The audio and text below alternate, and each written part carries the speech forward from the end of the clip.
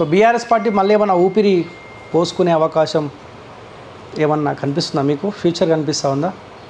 మీకు ఎంతసేపు అంత ప్రేమ ఎందుకు బీఆర్ఎస్ మీద?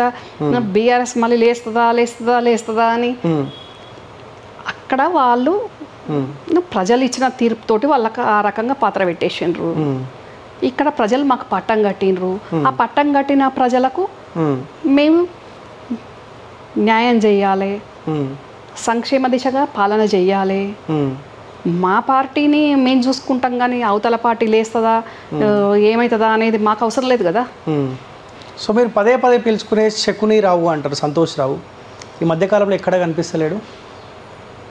ప్రశాంతంగా ఉన్నట్టున్నాడు. అధికారం పోయిన తర్వాత అరే నా టార్గెట్ అనుకున్న బీఆర్ఎస్ పార్టీ తెలంగాణ రాష్ట్రంలో కనుమరుగు అయిపోవాలనుకున్నా అయిపోయింది, నాకెందుకులే అన్న ఆలోచనకు సంతోష్ రావు వచ్చిండా?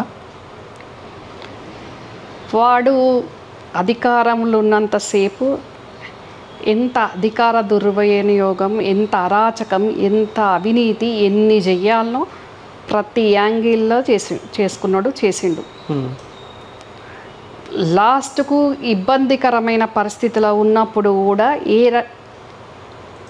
కుటుంబ సభ్యునిగా అనుకోండి, పార్టీల ఎంపీగా అనుకోండి, పార్టీకి చేదోడు వాదోడు ఉండాల్సిన వాడు ఎప్పుడు నేను ముఖ్యమంత్రిని అవుతానా అనే విధంగా పక్క వాళ్ళను డైవర్ట్ చేసుకుంటూ ఆ రకంగా కోటరీ పెట్టుకున్నాడు, ఆ రకంగా పనిచేసిండు.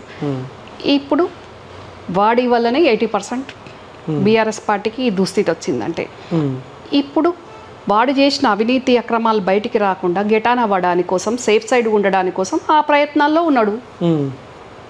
కానీ ఈ మధ్య ఎక్కడ కనిపిస్తలేడు కదా, ఉన్నాడా తెలంగాణలోనే? కనిపించడము అంటే మరి మీ మీడియాకు వాడి ఇల్లు తెలుసుంటే పోతే టైం ఇస్తే కనిపిస్తాడేమో. ఇప్పుడు వాడు అక్రమమైన సంపాదన, వాని అక్రమాలు, వాడు చేసిన అరాచకాలు అవన్నీ మీడియా దృష్టికి రావద్దు, మా పార్టీకి దృష్టికి రావద్దు. మీడియా ద్వారా మా పార్టీ ద్వారా ప్రజల దృష్టికి అసలే రాకుండా చేసుకునే ప్రయత్నాల్లో ఉన్నాడు వాడు. ఇప్పుడు కాపాడుతురా సంతోష్ రావుని ఎవరైనా కాంగ్రెస్ పార్టీ వాళ్ళు? కాంగ్రెస్ పార్టీ వాళ్ళు ఎందుకు కాపాడతారు? బీజేపీ వాళ్ళు లేరా? కానీ ఇన్ని ఆరోపణలు చేసిరు ఆ కుటుంబం పైన, మీరు ముఖ్యంగా ఈ సంతోష్ రావు పైన అవినీతికి పాల్పడ్డాడు, భూ కబ్జాలకు పాల్పడ్డాడని. మీ పార్టీ అధికారంలో ఉంది, మీ ముఖ్యమంత్రి దగ్గర తీసుకున్న ఇది అవినీతి చిట్టా అనిస్తే ఏమైనా చర్యలు తీసుకునే అవకాశం ఉంటుందా? ఆ ప్రయత్నం ఏమన్నా చేస్తూ ఉన్నారా?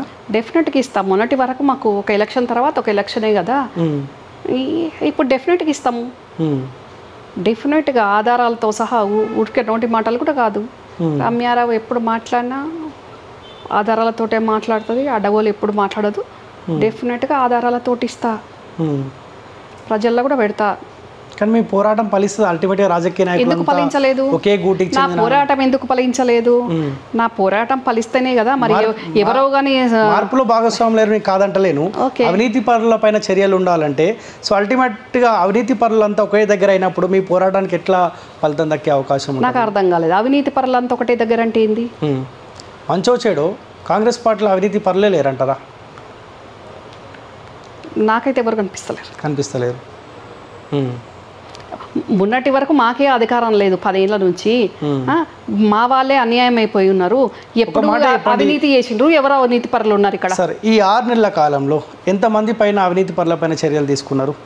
పొలిటికల్ లీడర్ల పైన అధికారాన్ని బలి చేసి వాళ్ళని ఏదో బూచిగా చూపించి లోపడేసే ప్రయత్నం చేసి తప్పించి ఎంతమంది పొలిటికల్ లీడర్ల పైన మీ పార్టీ అధికారులకు వచ్చిన తర్వాత చర్యలు తీసుకున్నారు? ఒకవేళ చర్యలు తీసుకోవాలనుకుంటే ఇంకా ఈ సమయం సరిపోదా కాంగ్రెస్ పార్టీకి? కోడ్ ఎన్ని రోజులు ఉంది? పోలింగ్ ఎప్పుడయింది? కోడ్ ఎప్పుడు పోయింది? ఎప్పుడు చర్యలు తీసుకోవాలి? మళ్ళీ స్థానిక సంస్థల ఎలక్షన్స్ అంటారు, మళ్ళీ జిహెచ్ఎంసీ అంటారు. ఇంకా ఎక్కడ ప్రజలకు న్యాయం జరిగే అవకాశం ఉంటుంది? డెఫినెట్గా జరుగుతుంది. ప్రజలకు న్యాయం ఎందుకు జరగదు?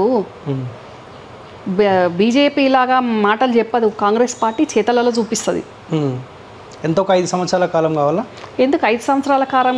ఇంత 5 నెలల 5 సంవత్సరాలు అనేది డెడ్ లైన్ కాదు. అదే పనిలో 18 గంటలు మా ముఖ్యమంత్రి పనిచేస్తున్నారు. డెఫినెట్గా ఎక్కడ అవినీతి జరిగినా, ఎక్కడ ఎవరికి అన్యాయం జరిగినా దాని మీద స్పందిస్తూనే ఉన్నారు, ఆ దిశగా పనిచేస్తూనే ఉన్నారు. ఈ మధ్యలో ఎలక్షన్స్ రావడం, ఈ కోడ్ రావడం, దానివల్ల చర్యలు తీసుకోలేదు. మొన్న జరిగిన పట్టభద్రుల ఎమ్మెల్సీ ఎలక్షన్లో కూడా మీ పార్టీ బలపరిచిన అభ్యర్థి తీన్మార్ మల్లన్న గెలిచిండు. తీన్మార్ మల్లన్న గెలవనికి కారణం కల్వకుట్ల తారక రామారావు అనే చర్చ జరుగుతూ ఉంది. ఏ కామెంట్స్ అయితే ఆయన చేసిండో, ఏ మాటలు, ఏ ప్రవర్తన అయితే కేటీఆర్ ప్రవర్తించిండో ఆ ప్రవర్తనే కాంగ్రెస్ పార్టీకి గెలుపుకు దారితీసిందని చర్చ జరుగుతూ ఉంది. నిజంగా కేటీఆర్ ఆలోచన కొంచెం బీఆర్ఎస్ పార్టీ ఉంది, దాన్ని కూడా ఖతం చేయాలన్న ఆలోచనలో కేటీఆర్ ఉన్నట్టు మీకు ఏమైనా అనిపించిందా? అంటే ఎక్కడ ఎలక్షన్ జరిగినా కానీ ఒకటో రెండు కామెంట్లు చేయడం వల్ల ఆ కామెంట్లే పార్టీకి ఇబ్బందికరంగా మారుతున్న పరిస్థితి మనం చూస్తూ ఉన్నాం. సో రీసెంట్గా జరిగిన పట్టభద్రుల ఎమ్మెల్యే సెలక్షన్లో కూడా బిట్స్ పిలానీ వర్సెస్ పల్లీ బఠానీ అనే కామెంట్సే మల్లన్న గెలుపుకు దారితీసిన చర్చ జరుగుతూ ఉంది. కేటీఆర్ కావాలని అలాంటి కామెంట్ చేస్తున్నా అనుకోవచ్చా? ఏ నాయకుడైనా కానీ, ఏ పార్టీ అయినా కానీ అధికారంతో వచ్చిన అహంకారంతో అడ్డగోలుగా మాట్లాడితే ప్రజలు తగిన సమాధానం చెప్తారు. అది మనం పక్క రాష్ట్రాల్లో చూసినాం, ఈ రాష్ట్రంలో చూసినాం, ముందు ముందు కూడా చూడాల్సి వస్తుంది. ఏ పార్టీ వాళ్ళు కానీ, ఏ నాయకుడు కానీ కొంచెం హద్దు అదుపు లేకుండా విపరీతమైన అహంకారంతో అవతల వ్యక్తిని చాలా చిన్నగా చూసే విధమైన మాటలు మాట్లాడితే వాళ్ళకు ప్రజలే తగిన బుద్ధి చెప్తారు. బీఆర్ఎస్ పార్టీ పగ్గాలు ఎవరి చేతులకు వెళ్ళే అవకాశం కనిపిస్తుంది? హరీష్ రావు చేతులకు ఏమన్నా అప్పచెప్పే ప్రయత్నం ఏమైనా చేస్తూ ఉన్నారా? జరుగుతుందా అలాంటిది ఏమన్నా? ఆ శకునుగాడు కూడా ప్రయత్నిస్తున్నాడంట నాకే కావాలని. సంతోషరావు చేతిలోకి పోతే ఎట్లా ఉంటుంది పార్టీ? ఏమైనా మిగులుతుందా? ఆయనతో ఖతం అవుతుందా? No comment. నో కామెంట్ కాదు, అసలు ఏముంటుంది, ఏమీ ఉండదు.